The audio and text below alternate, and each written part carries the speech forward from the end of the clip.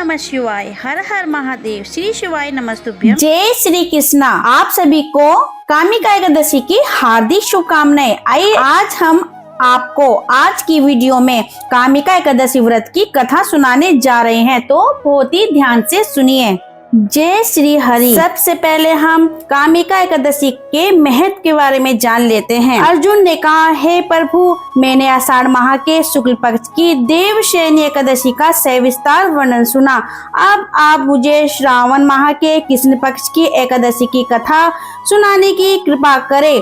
इस एकादशी का नाम क्या है, इसकी विधि क्या है, इसमें किस देवता का पूजन होता है, इसका उपवास करने से मनुष्य को किस फल की प्राप्ति होती है। भगवान श्री कृष्ण ने कहा, हे श्रेष्ठ धनुधर, मैं श्रावण माह के पवित्र एकादशी की कथा सुनाता हूँ, ध्यान पूर्वक श्रवण करो। एक बार इस एकादशी की पावन कथा को भीष्म पितामह ने लोकहित के लिए नारद जी से कहा था। एक समय नारद जी ने कहा, हे पितामह, आज मेरी श्रावण के कृष्ण पक्ष की एकादशी की कथा सुनने की इच्छा है, अतः आप इस एकादशी की व्रत कथा विधान सहित सुनाइए। नारद जी की इच्छा को सुन पितामह भीष्म ने कहा, हे नारद जी, आपने बहुत ही सुंदर प्रस्ताव किया है, अब आप बहुत ध्यान पूर्वक इसे श्रवण कीजिए। श्रावण माह के कृष्ण पक्ष की एकादशी का नाम कामिका एकादशी है। इस एकादशी की कथा सुनने मात्र से वाजपेयी यज्ञ के फल की प्राप्ति होती है। कामिका एकादशी के उपवास में शंख चक्र गदाधारी भगवान विष्णु का पूजन होता है। तो मनुष्य इस एकादशी को धूप दीप नैवेद्य आदि से भगवान विष्णु की पूजा करते हैं। गंगा स्नान के फल से भी उत्तम फल की प्राप्ति होती है।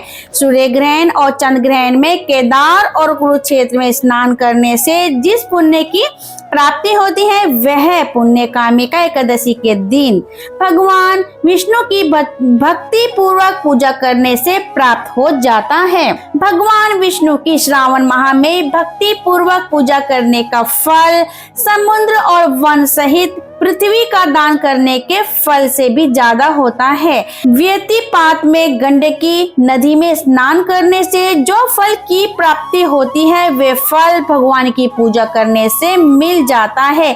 संसार में भगवान की पूजा का फल सबसे ज्यादा है, अतः भक्ति पूर्वक भगवान की पूजा न बन सके तो श्रावण माह के कृष्ण पक्ष की कामिका एकादशी का उपवास करना चाहिए। आभूषणों से युक्त बछड़ा सहित गोदान करने से जो फल प्राप्त होता है, वे फल कामिका एकादशी के उपवास से मिल जाता है। जो उत्तम द्विज श्रावण माह के कृष्ण पक्ष की कामिका एकादशी का उपवास करते हैं तथा भगवान विष्णु का पूजन करते हैं, उनसे सभी देव नाग किन्नर पितृ आदि की पूजा हो जाती है। इसलिए आप पाप से डरने वाले व्यक्तियों को विधि विधान सहित इस उपवास को करना चाहिए। संसार सागर तथा पापों में फंसे हुए मनुष्य को इनसे मुक्ति के लिए कामिका एकादशी का व्रत करना चाहिए। कामिका एकादशी के व्रत से भी पाप नष्ट हो जाते हैं। संसार में इससे अधिक पापों को नष्ट करने वाला कोई और उपाय नहीं है। हे नारद जी, स्वयं भगवान ने अपने मुख से कहा है कि मनुष्य को आध्यात्मिक विद्या से फल प्राप्त होता है, उससे अधिक फल कामिका एकादशी का व्रत करने से मिल जाता है। इस उपवास के करने से मनुष्य को न यमराज के दर्शन होते हैं और न ही नरक के कष्ट भोगने पड़ते हैं, वे स्वर्ग का अधिकारी बन जाता है। जो मनुष्य इस दिन तुलसी दल से भक्ति पूर्वक भगवान विष्णु का पूजन करते हैं, वे संसार सागर में रहते हुए भी इस प्रकार रहते हैं जिस प्रकार कमल पुष्प जल में रहता हुआ भी जल से अलग रहता है। तुलसी से भगवान श्री हरि का पूजन करने का फल एक बार स्वर्ण और 4 बार चांदी के दान के फल के बराबर है। भगवान विष्णु रत्न मोती मणि आदि आभूषणों की अपेक्षा तुलसी दल से अधिक प्रसन्न होते हैं। जो मनुष्य प्रभु का तुलसी दल से पूजन करते हैं, उनके सभी पाप नष्ट हो जाते हैं। हे नारद जी, मैं भगवान की अति प्रिय श्री तुलसी जी को प्रणाम करता हूँ। तुलसी जी के दर्शन मात्र से मनुष्य के सभी पाप नष्ट हो जाते हैं और शरीर के स्पर्श मात्र से मनुष्य पवित्र हो जाता है। तुलसी जी को जल से स्नान कराने से मनुष्य की सभी यम यातनाएं नष्ट हो जाती हैं। जो मनुष्य तुलसी जी को भक्ति पूर्वक भगवान के श्री चरण कमलों में अर्पित करता है उसे मुक्ति मिलती है।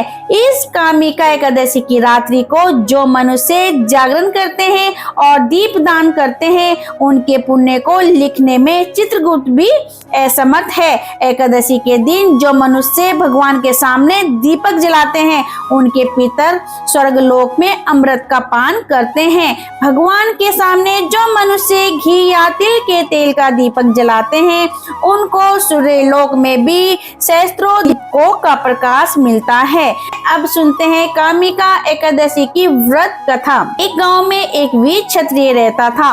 एक दिन किसी कारणवश उसकी ब्राह्मण से हाथापाई हो गई और ब्राह्मण की मृत्यु हो गई। अपने हाथों मरे गए ब्राह्मण की क्रिया उस क्षत्रिय ने करनी चाहिए, परंतु पंडितों ने उसे क्रिया में शामिल होने से मना कर दिया। ब्राह्मणों ने बताया कि तुम पर ब्रह्म हत्या का दोष है, पहले प्रायश्चित कर इस पाप से मुक्त हो, तब हम तुम्हारे घर भोजन करेंगे। इस पर क्षत्रिय ने पूछा कि इस पाप से मुक्त होने के क्या उपाय हैं? तब ब्राह्मणों ने बताया कि श्रावण माह के कृष्ण पक्ष की एकादशी को भक्ति भाव से भगवान श्रीधर का व्रत एवं पूजन कर ब्राह्मणों को भोजन करा के सदक्षिणा के साथ आशीर्वाद प्राप्त करने से इस पाप से मुक्ति मिलेगी। पंडितों के बताए हुए तरीके पर व्रत करने वाली रात में भगवान श्रीधर ने क्षत्रिय को दर्शन देकर कहा कि तुम्हें ब्रह्म हत्या के पाप से मुक्ति मिल गई है। इस व्रत के करने से ब्रह्म हत्या आदि के सभी पाप नष्ट हो जाते हैं और लोक में सुख भोग कर प्राणी अंत में विष्णु लोक को जाते हैं। इस कामिका एकादशी के महात्म्य के श्रवण व पठन से मनुष्य सर्वलोक को प्राप्त करते हैं। जय श्री हरि। अब कथा यही समाप्त होती है। आशा करती हूँ कि आप इस कथा का श्रवण करके अवश्य लाभ उठाएंगे। आज कामिका एकादशी के दिन इस कथा का श्रवण अवश्य कीजिए। अब मिलते हैं अगली जानकारी के साथ, तब तक के लिए नमस्कार। जय श्री कृष्णा।